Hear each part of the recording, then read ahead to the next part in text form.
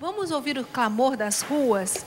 O que é esse clamor? O que eles estão clamando? O que se quer com o Brasil? Quer um Brasil novo? Como fazer? Nós temos aqui hoje no programa a presença do professor Felipe Aquino, aqui da Canção Nova, apresentador dos programas, do professor e cientista político Evandro Gussi, que está aqui conosco, professor também no Instituto Teológico, e do padre Wagner Ferreira. O professor estava falando sobre a questão da estrutura política no Brasil e a necessidade de se repensar essa estrutura de eleições no Brasil. O senhor poderia continuar e daqui a pouquinho tem mais perguntas, já chegou um monte de perguntas, está aqui com a Leila, né? Nós estamos nos organizando para que essas perguntas cheguem já nesse bloco.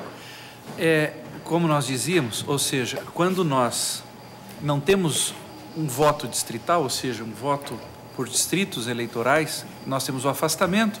E outra coisa que conversávamos até no intervalo, quanto custa fazer uma campanha e percorrer 645 municípios? Segundo, quem paga essa conta? Então, eu acho que essa voz da igreja, quando ela reconhece que existe o pecado pessoal, e nós aqui não estamos pretendendo isentar as pessoas que cometem erros, que praticam corrupção e precisam ser punidas de acordo com a lei.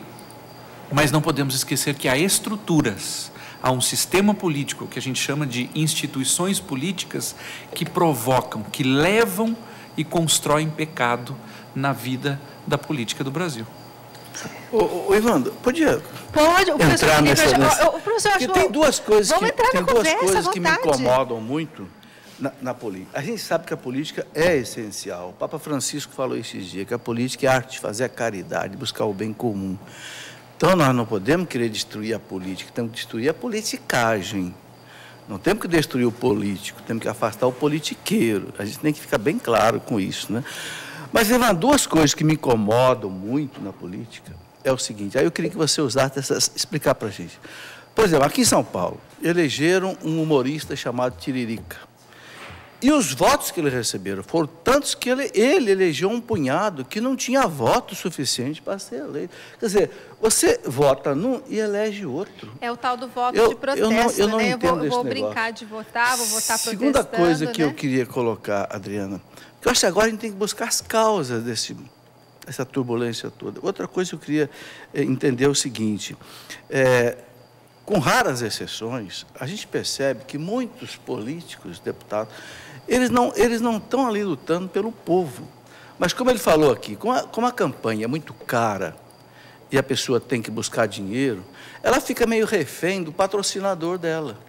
O sindicato, o empreiteiro, a empresa, ou até uma igreja lá, banca a campanha dele, depois ao invés de ele trabalhar para o povo, ele vai trabalhar para quem bancou a campanha dele. Aí eu vejo que fica um afastamento entre o político eleito e o povo. É isso, Evandro? Sem dúvida, porque se nós aumentamos os custos de campanha, automaticamente as pessoas precisam de dinheiro. E é até uma ingenuidade achar que simplesmente vamos limitar as doações a políticos ou a partidos. Escuta, se eu, na minha casa, vamos colocar que na minha casa eu tenho algo que está fazendo com que eu gaste demais. Hoje, todos nós podemos viver essa realidade. O que eu tenho que fazer? Adianta eu ficar encontrando meios de fazer que os recursos venham de uma forma diferente? Não, eu tenho que estancar, eu tenho que parar, eu tenho que tirar aquilo que me faz ter muitos gastos na minha casa. Se a corrupção nasce, como disse o professor Felipe aqui, a corrupção nasce a partir de campanhas que são caras, vamos baratear as campanhas. Porque se as campanhas são baratas, nós não precisamos de dinheiro. Ah, mas há quem vai usar dinheiro mesmo assim. Sim, mas aí eu dou chances para pessoas que não querem usar dinheiro, mas que têm condições de visitar, de conversar com as pessoas e tudo mais. Então, eu acho que o primeiro ponto é estancar os gastos exagerados de campanha. Como é que que faz isso? Como é que a experiência, a história, a ciência política já provou que isso é possível? Isso não é novidade. É possível quando você aproxima eleitor do candidato e do eleito depois. Isso se faz dividindo o Estado em distritos, fazendo com que a pessoa seja candidato naquele distrito, territorialmente. Nós temos países no mundo que têm distritos eleitorais de 72 mil eleitores. Ou seja, a cada 72 mil eleitores você tem um deputado. Sabe qual a consequência disso? Todo mundo sabe onde o deputado mora, sabe o que ele faz, o que ele não faz, e uma coisa fundamental, o deputado, para se eleger, vai na casa das pessoas, porque 72 mil eleitores em 3 meses é possível de se visitar um por um, até mais de uma vez, e bate palma, casa por casa. Ele foi avaliado. Se ele praticou coisas erradas, não tem para onde ele fugir, porque no Brasil, veja, o sujeito atua numa região do Estado. Ele é deputado e atua numa determinada região. Ele apronta alguma coisa. O que ele faz? Aquelas pessoas, e aí todo mundo diz, o povo não lembra. Isso não é verdade. O povo lembra. E naquela região, tenha certeza, ele não vai ter mais votos. Sabe o que ele faz? Ele vai para uma outra região e começa a organizar o trabalho político em outra região. Num distrito eleitoral, vamos dizer assim, não tem para onde correr. É ali e pronto. Quem é bom será sempre reeleito sem ter que gastar dinheiro. Quem não é bom não tem chance de ser reeleito. E se o povo não lembrar, o YouTube lembrará. As redes sociais hoje estão sendo um grande repositório, né? Nós vamos ver uma matéria preparada pelo nosso departamento de jornalismo sobre as manifestações que estão acontecendo em todo o Brasil.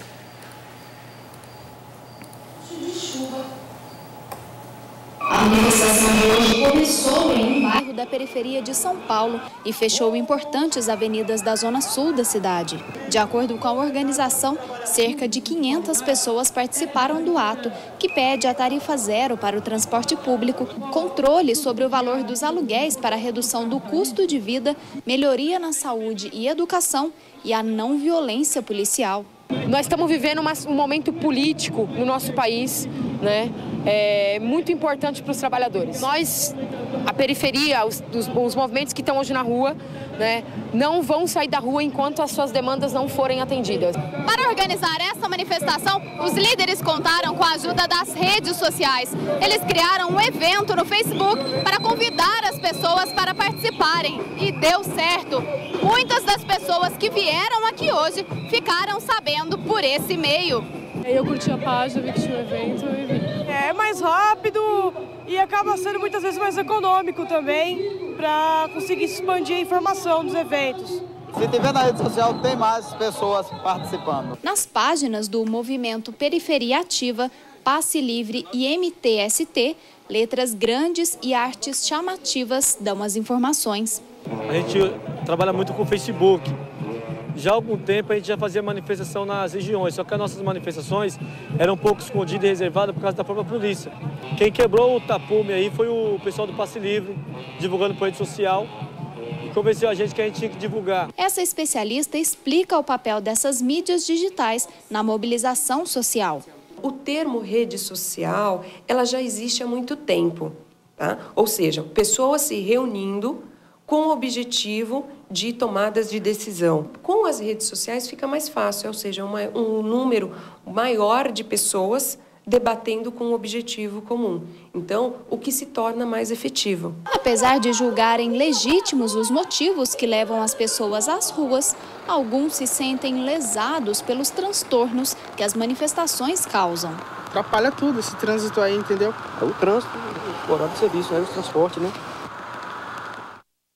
A questão envolve outras questões, né? A manifestação, né? O poder das mídias sociais, né? Como o padre Wagner mesmo relatou aqui, falou agora, né? Brincou com a gente que aí a memória vai estar no YouTube, né? Mas vão estar nas redes sociais, que são os grandes repositórios que nós temos hoje, assim, para todo mundo ver. Mas a gente vê aí o poder mesmo do povo nas ruas e a necessidade de dizer o que está vivendo, né? Com certeza. Eu queria voltarmos nisso, e eu sei que é um tema que o padre Wagner também tem um profundo conhecimento. Nós temos que...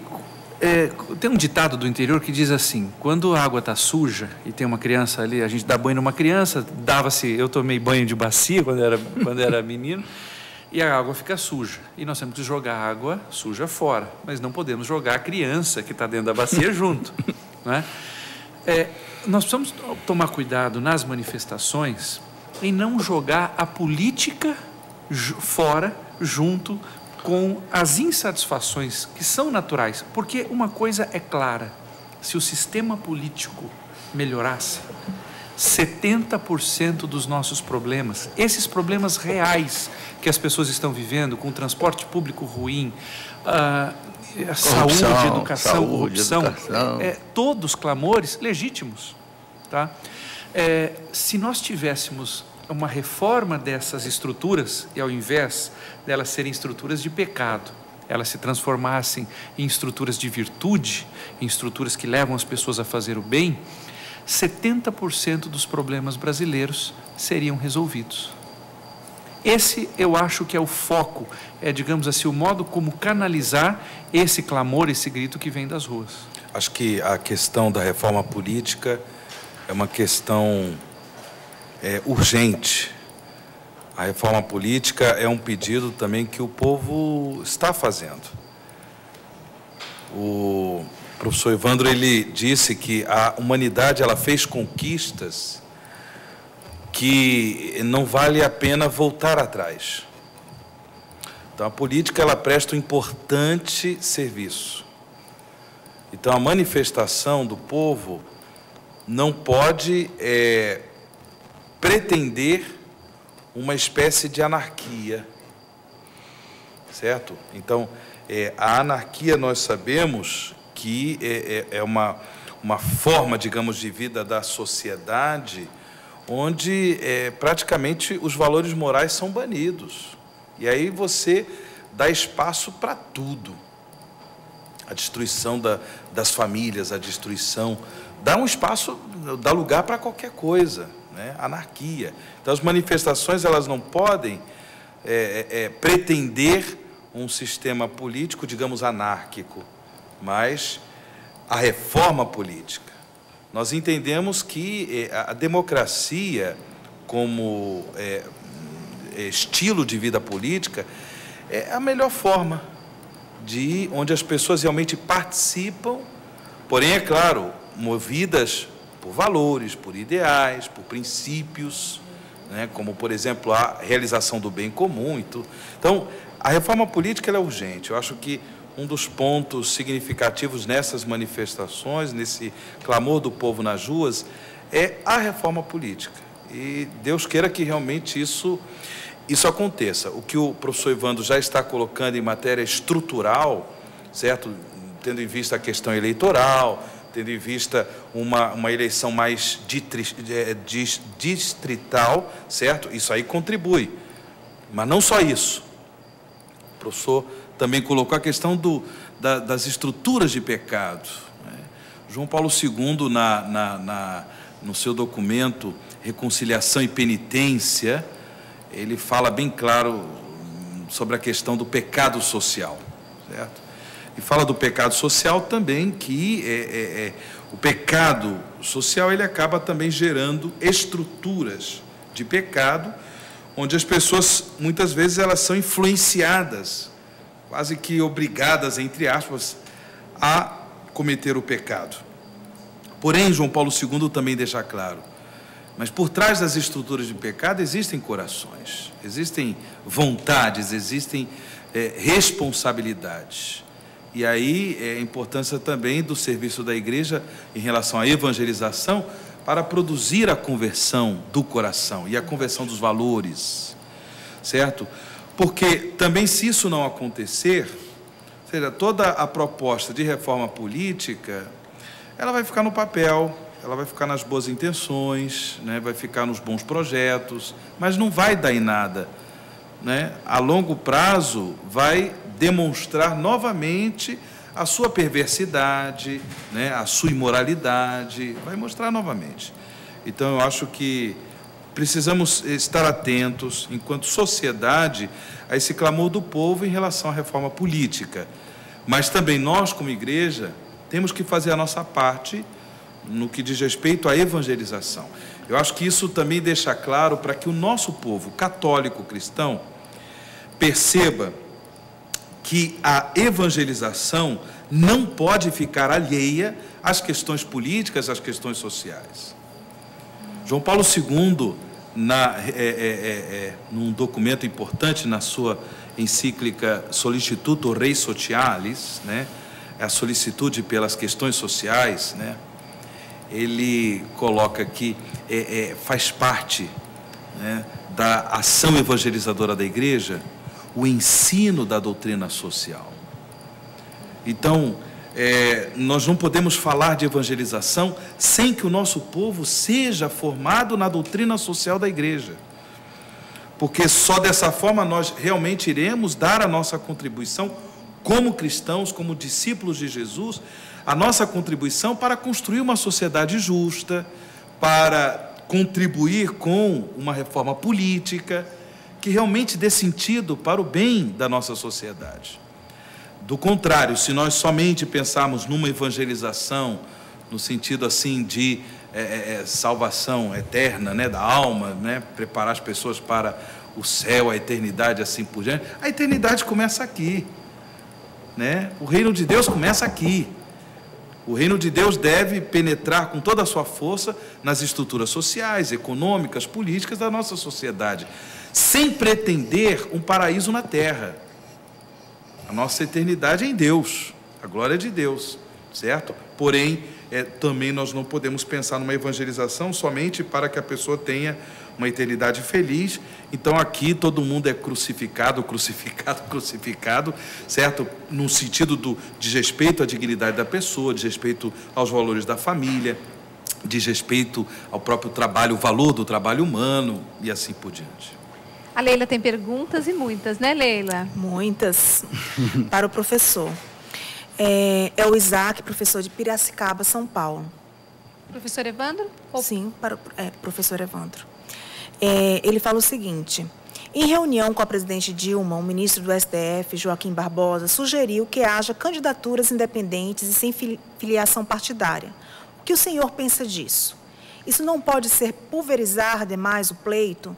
Parece que nos Estados Unidos já há procedimentos semelhantes. E o que o senhor pensa também do voto distrital? Bom, primeiro que aí eu queria colocar uma coisa importante, são questões técnicas. Certo. Nós temos aqui dois temas que estão convivendo, e eu acho que é assim. Questões do magistério da Igreja, que nos iluminam, e questões técnicas da ciência política. A questão das candidaturas avulsas, elas de fato acontecem nos Estados Unidos, também na Inglaterra a gente tem essa experiência. Primeiro, ela só é possível num sistema de voto distrital. Num sistema de votos como esse, você nem consegue, como o nosso, isso é impossível, ela não consegue conviver com um sistema proporcional. Agora, eu queria voltar em algo que o padre Wagner disse aqui, que é muito importante. O papel da evangelização como purificadora das consciências. Eu fiquei aqui vibrando com o padre Wagner falando, porque só consciências purificadas pela luz do Evangelho são capazes de gastar a vida pelo bem comum, pelo bem dos outros. No fundo, o testemunho que os cristãos dão na história foi justamente esse. Homens e mulheres que tinham a certeza do céu, certeza que teriam uma vida eterna. Aquele que tem a certeza da vida eterna é capaz de dizer: olha, eu terei uma vida eterna e eu vou gastar esta minha vida fazendo o bem para o outro. Então, o papel que a Igreja tem, quero aqui ratificar, confirmar isso que o Padre Paulo disse, o Padre Wagner, perdão, disse.